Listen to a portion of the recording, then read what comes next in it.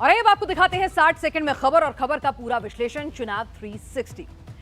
शुरुआत मल्लिकार्जुन खड़गे से, जो प्रचार करने निकले थे और लौटे वायरल वीडियो के साथ।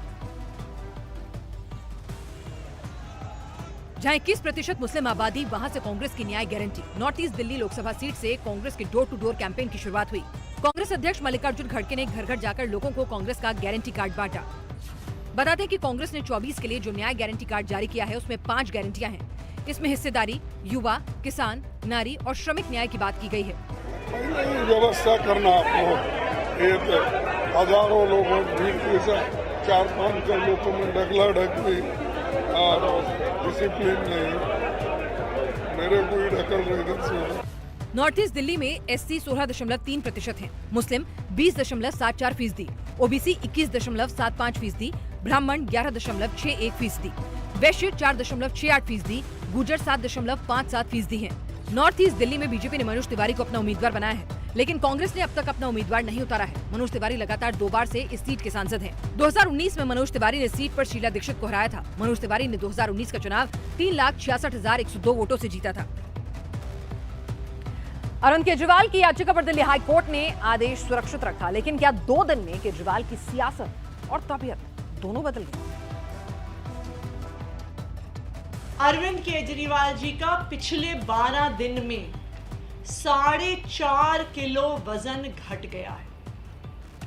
एक डायबिटीज का पेशेंट होते हुए इतने कम समय में इतना ज्यादा वजन घटना कई प्रकार की कॉम्प्लिकेशंस पैदा कर सकता है। आपने केजरीवाल की बीमारी और वजन घटने का आरोप लगाया तो तिहाड़ जेल प्रशासन ने इन आरोपों को सिरे से खारिज कर दिया। तिहाड़ जेल प्रशासन ने प्रेस रिलीज कर दावा किया कि 1 अप्रैल को केजरीवाल का वजन 65 किलो था। 3 अप्रैल को भी केजरीवाल का वजन 65 किलो है। इस पर आप नेता आतिशी ने नया बयान जारी किया। कहा, बात गिरफ्तारी के दिन से हो रही है।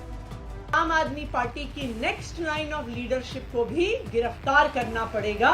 मुझे, सौरभ भारद्वाज को, राघव चड्डा को, दुर्गेश पाठक को अब वो जेल में डालने का प्लान बना रहे हैं। अब आम आदमी पार्टी 7 अप्रैल को केजरीवाल के लिए उपवास रखने का ऐलान कर रही है और बीजेपी से केजरीवाल को जेल से बाहर लाने के लिए आपका नया स्टंट बता रही है। केजरीवाल को बाहर लाने की कोशिश की जा रही है, तो वहीं संजय सिंह किसी भी वक्त जेल से बाहर आ सकते हैं। संजय सिंह को 2 अप्रैल को ही सुप्रीम कोर्ट से जमानत मिली थी। आज संजय सिंह की पत्नी ने राउज एवेन्यू कोर्ट में जमानत प्रक्रिया पूरी की। अनीता सिंह ने 2 लाख का जमानती बॉन्ड भरा। न्यायपालिका का बहुत आभार व्यक्त करते हैं कि उन्होंने संजय जी को राहत दी है, और हमारे लिए खुशी तभी होगी वो जो मेरे 3 भाई अंदर हैं, अरविंद जी, मनीष जी, सत्येंद्र जैन जी, जब उनको भी न्यायिक हिरासत बेल दे देगी तो हम लोग सारा परिवार एक साथ मिल के तक, अभी क्योंकि मेरी खुशियाँ अधूरी है। कोर्ट ने संजय सिंह को सशर्त जमानत दी है। पहला ये कि वो जेल से बाहर आकर आबकारी नीति केस से जुड़ी कोई बयानबाजी नहीं करेंगे। दूसरा, अपना पासपोर्ट सरेंडर करेंगे। तीसरा, दिल्ली से बाहर जाने पर जांच एजेंसी को जानकारी देनी होगी। चौथा, संजय सिंह को अपना नंबर और लाइव लोकेशन शेयर करना होगा। मनी लॉन्ड्रिंग केस में संजय सिंह को 4 अक्टूबर 2023 को गिरफ्तार किया गया था। संजय सिंह पर शराब घोटाले में 2 करोड़ की रिश्वत का आरोप है। विजेंद्र सिंह ने अचानक बीजेपी ज्वाइन करने का फैसला किया, ऐसा नहीं, उन्होंने हिंट देने शुरू किए थे। जो मान सम्मान इस गवर्नमेंट में मिला है, तो खिलाड़ी उसके लिए बहुत धन्यवाद करते हैं मोदी साहब का, बीजेपी गवर्नमेंट का। और मैं चाहूँगा कि इस गवर्नमेंट में रहकर मैं ज़्यादा से ज़्यादा लोगों का भला कर सकूँ। 31 मार्च को कांग्रेस ने बॉक्सर विजेंद्र को मथुरा सीट से अपना कैंडिडेट बनाया है और 4 अप्रैल को विजेंद्र बीजेपी में शामिल हो गए। बॉक्सर ने हाथ का साथ छोड़कर अब कमल का फूल पकड़ लिया है। विजेंद्र अब मथुरा समेत पूरे यूपी में बीजेपी के लिए प्रचार करेंगे। बॉक्सर विजेंद्र ने इसके संकेत ट्विटर पर पहले ही दे दिए थे। विजेंद्र एक्स पर बीजेपी की लाइन को आगे बढ़ा रहे हैं, राधे राधे और जय श्री राम कर रहे थे। मथुरा में बीजेपी ने हेमा मालिनी को तीसरी बार मौका दिया है।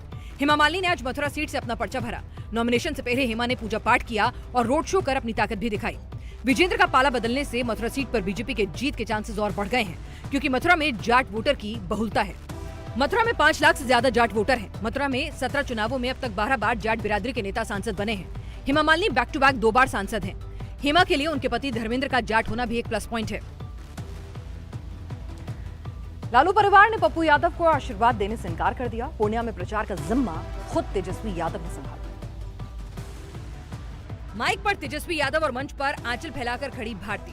पूर्णिया की जनता से आरजेडी कुछ इसी अंदाज में वोट मांग रही है और अपना प्रचार कर रही है। 15 साल से एनडीए का एमपी है, 10 साल से मोदी जी सरकार में है, 17 साल से भाजपा और जदयू राज्य सरकार में है और 7 टर्म से बीजेपी का पूर्णिया विधानसभा का विधायक है। इस पूर्णिया के लिए क्या हुआ? बिहार में लोकसभा की सबसे दिलचस्प लड़ाई पूर्णिया में हो रही है। कहने को तो बिहार में इंडिया अलायंस एक साथ चुनाव लड़ रहा है, लेकिन पूर्णिया में इंडिया अलायंस के बीच ही घमासान छिड़ा हुआ है। पूर्णिया सीट से आरजेडी ने बीमा भारती को टिकट दिया है। ये सीट इंडिया अलायंस में आरजेडी के खाते में है, लेकिन कांग्रेस में शामिल हो चुके पप्पू यादव इस सीट से दावेदारी ठोक रहे हैं। एक सीट ने हम मांगा था और हमने यह कह दिया कि आपको कांग्रेस में यदि तकलीफ है तो मैं आपके साथ आ रहा हूं, आप हमको पूर्णिया दे दो, बस। तब भी नहीं। बीमा भारती ने आज पूर्णिया सीट से अपना नॉमिनेशन भरा। पप्पू यादव 4 अप्रैल को अपना पर्चा दाखिल करेंगे। जेडीयू ने यहां संतोष कुमार कुशवाहा पर अपना दांव लगाया है। बारामती में जो पवार हारेगा उसका सियासी भविष्य मुश्किल में पड़ जाएगा। बारामती में शरद पवार ने ट्रम्प कार्ड खेल दिया।